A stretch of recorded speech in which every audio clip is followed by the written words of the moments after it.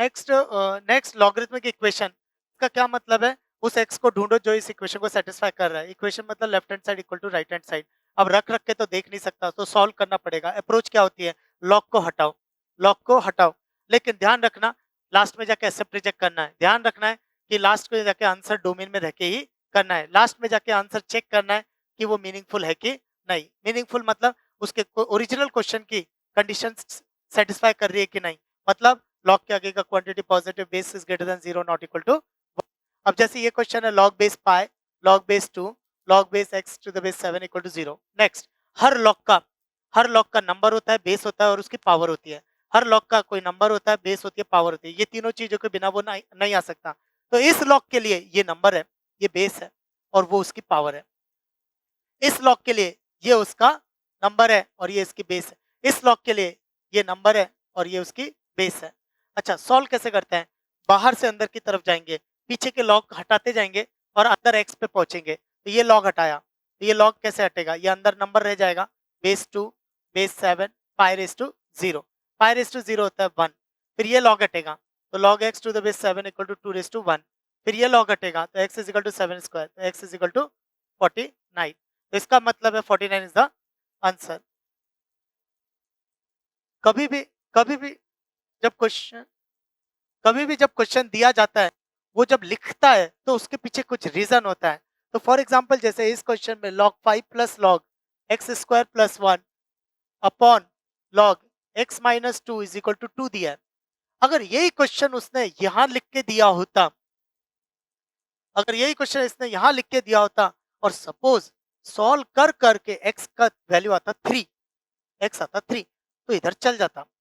लेकिन अगर यहाँ लिख के दिया है, तो अगर x मान लो 3 आ गई, आ रही है कि नहीं आ रही पता नहीं, पर अगर 3 आ गई, अब पॉसिबल नहीं है क्योंकि डिनोमिनेटर उसके लिए 0 हो जाए। इसलिए कभी भी क्वेश्चन कुछ लिख कर देता है कैलकुलस का, तो वो उसमें डोमेन चल रही होती है। कोई भी क्वेश्चन विदाउट डोमेन आ ही नहीं सकता। तो उसके अंदर डोमेन चल रही होती है क्योंकि वो ये डिसाइड करती है कि सॉल्यूशन इसी के अंदर होने चाहिए। अच्छा, सॉल्व करने का अप्रोच क्या रहेगा? लॉग की प्रॉपर्टीज लगाना, लॉग को हटा के एल्जेब्रिक एक्सप्रेशन पे पहुंचना। अब जैसे ये एक क्वेश्चन है, log x to the base 3, log x to the base 4, log x base to the base 5 is equal to log x to the base 2, log x to the base 3 plus log x to the base 3, log x to the base 4 plus log x to the base 4, log x to the base 5। कहाँ से चल रहा है? 3 4 5 है ये। तो ये 3 4 है, ये 4 5 है और ये 5 3 है। अब इसको सॉल्व करने के दो अप्रोचेस हैं। पहली अप्रोच मैंने इसको लिखा 1 upon log 3 to the base x, 1 upon log 4 to the base x, 1 upon log 5 to the base x. मैंने ऐसा क्यों सोचा? मैंने इसलिए सोचा क्योंकि सबकी बेस सेम बना देता हूँ। सेम बनाने से मैं इसकी प्रॉपर्टीज यूज कर सकता हूँ। तो इजिकल टू, तो इधर भी किया, तो log 3 to the base x, 1 upon log 4 to the base x plus 1 upon log 4 to the base x into 1 upon log 5 to the base x, 1 upon log 5 to the base x into 1 upon log 3 to the base x. तो अगला step LCM, तो LCM लूंगा तो नीचे आ जाएगा log 3 to the base x, log 4 to the base x, log 5 to the base x, ऊपर आएगा log 3 to the base x plus log 4 to the base x plus log 5 to the base x। ये same same है तो cancel हो जाएगा। तो 1 is equal to, ये log की प्रॉपर्टी लगेगी कि तीनों का बेस सेम है तो अंदर के नंबर मल्टीप्लाई हो जाएंगे। 3 into 4 into 5 which is 60, log x to the base 60, पर मुझे x पे पहुंचना है तो exponential representation x raise to 1 is equal to 60, तो answer is x equal to 60। But ये इनकम्प्लीट है। अब ये इनकम्प्लीट क्यों है? क्योंकि कुछ मिस हो गया। अब वो मिस क्या हो गया नहीं मिलेगा, पर मिस क्यों हुआ ये हमें समझना है। तो ये मिस क्यों हुआ? जब ये ऐसे लिखा था तो लॉग के आगे का क्वांटिटी पॉजिटिव होता है, लेकिन जब मैंने उसको ऐसे लिख दिया, ये मैंने लिखा है, जब मैंने ऐसे लिख दिया तो 0 और 1, 0 के आगे पर 1 को छोड़ के, तो 1 मिस हो गया। सिर्फ एक ही डोमेन छोटी हो गई, डोमेन छोटी हो गई, डोमेन छोटी हुई, पॉसिबल है कि आंसर मिस हो सकता है। अब यहाँ डोमेन में सिर्फ एक ही पॉइंट मिस हुआ और वही पॉइंट सॉल्यूशन से भी मिस हो गया। तो फिर कैसे करेंगे?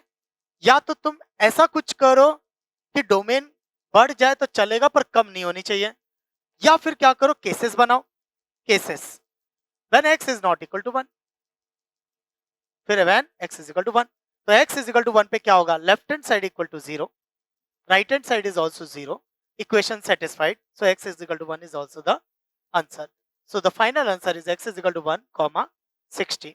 नेक्स्ट, तो ऐसा क्या करूं कि मान लो मिस ही नहीं होता, केसेस ही नहीं बनाने पड़ते, तो ठीक है उसको ऊपर ही रहने दो, ln x अपॉन ln 3, तो उसको ऐसे सॉल्व करेंगे.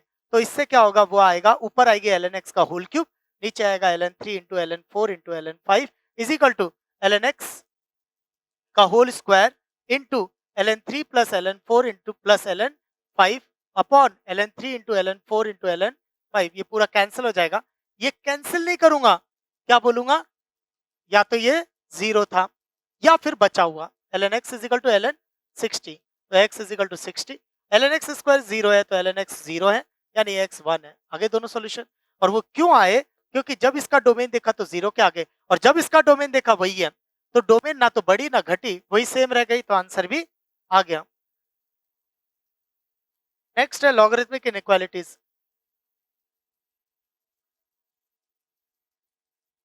लॉग का ग्राफ,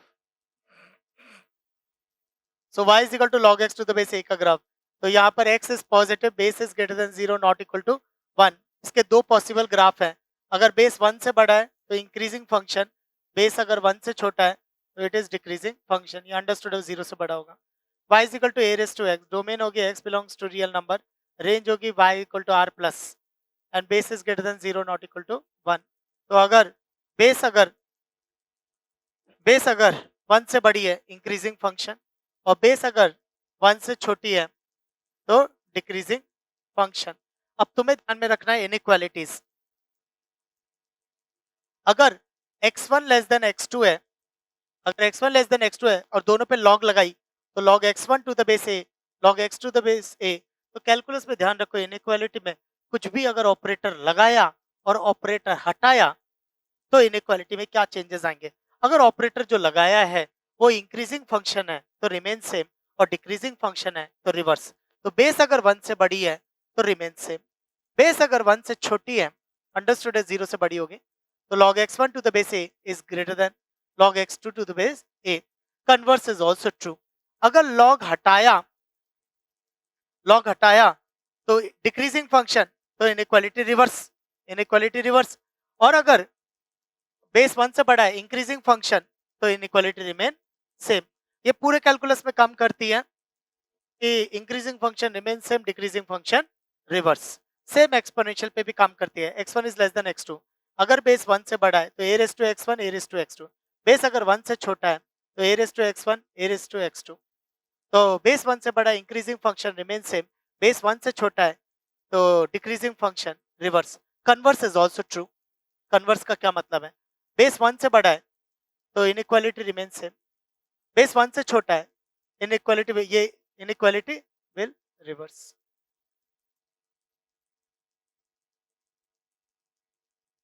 नेक्स्ट, कभी भी कोई भी एक सॉल्यूशन जब ढूंढे जाते हैं तो हमेशा डोमेन में रह के ही ढूंढे जाते हैं, लेकिन हम जनरली क्या है, डोमेन निकालते नहीं. हम क्या करते हैं, सॉल्यूशन निकाल लेते हैं, बाद में बैठ के चेक कर लेंगे एक्सेप्ट रिजेक्ट. तो जैसे क्वेश्चन है log of 5x minus 1 to the base 3 less than 0, तो वो x ढूंढो जब जब ये सेटिस्फाई कर रहा है. रख रख के देख नहीं सकते, सॉल्व करना पड़ेगा. सॉल्व करने का तरीका, लॉग हटाओ. लॉग कैसे हटाएंगे, प्रॉपर्टी, तो 3 रेज टू 0, और ये हो गए number 5x minus 1. What about inequality, बोले इंक्रीजिंग और डिक्रीजिंग पे डिपेंड करता है. बेस 1 से बड़ी है तो increasing function inequality will remain same. लेकिन इधर से ग्रेटर देन 0, ये का है, ये क्यों लगाई, लॉग के आगे की क्वांटिटी पॉजिटिव होनी चाहिए, तो लॉग के आगे की क्वांटिटी पॉजिटिव होनी चाहिए. अब अपन x पे पहुंचेंगे तो 3 रेज टू 1 हो जाएगा. अब x पे पहुंचेंगे तो पहले 1 ऐड कर दो, 5x is greater then 1 less than 2, फिर 5 से डिवाइड कर दो, तो ये हो जाएगा आंसर.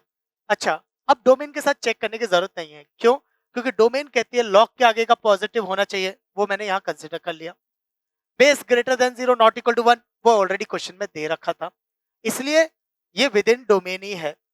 या फिर ऐसे सोच लो, अगर उसने मीनिंगफुल के लिए सारी कंडीशन सेटिस्फाई की है, मीनिंगफुल के लिए उसने सारी कंडीशन अप्लाई की है, तो आंसर जो आएगा वो डोमेन में रह के ही आएगा.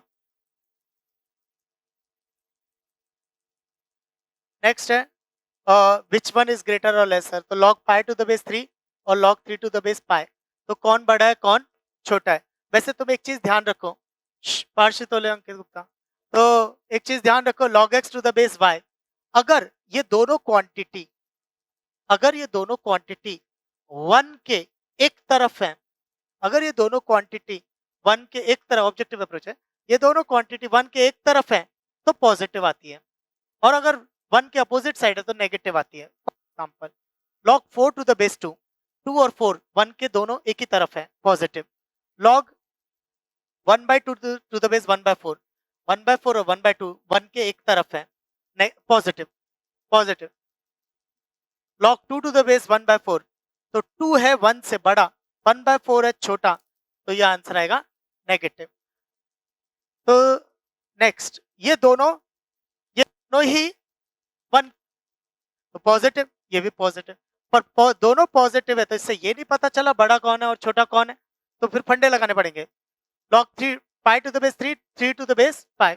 अब इसमें क्या हो रहा है, अगर ये 3 होता, अगर ये 3 होता तो इसकी वैल्यू आती 1, लेकिन ये है 3 से बड़ा, तो यानी पावर लगेगी ज्यादा, तो 3 की पावर अगर 1 से ज्यादा होगी तो पाई आएगा, तो ये 1 से बड़ा है।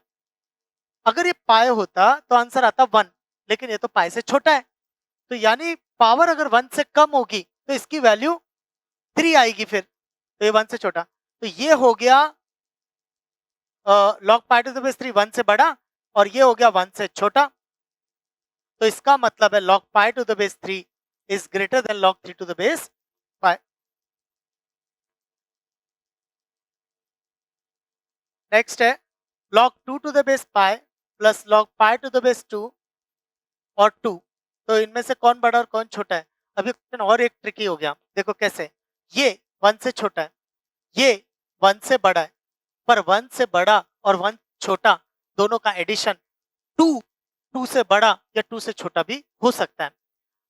ये क्वांटिटी 1 से बड़ी है, ये 1 से छोटी है, तो दोनों का एडिशन 2 से ज्यादा या 2 से कम भी हो सकता है। तो अब ये अपने को देखना है कि क्या होगा, ये इसकी रेसिप्रोकल लिखी है, तो इसका नंबर बेस इंटरचेंज कर देंगे, तो ये आ जाएगा log 2 to the base pi, तो ये दोनों एक दूसरे के रेसिप्रोकल लिखे हैं, तो y is equal to x plus 1 by x, तो इसकी डोमेन होती है x belongs to r minus 0, इसकी रेंज होती है माइनस इन्फिनिटी से minus two close interval union 2 से इन्फिनिटी। थोड़े और फंडे लगाते हैं, x plus 1 by x is greater than equal to 2 when x is positive, x plus 1 by x is less than equal to -2 when x is negative. Proof AMJ inequality, proof basic से, basic कैसे, cross multiply करके check कर लो कि it is true और false.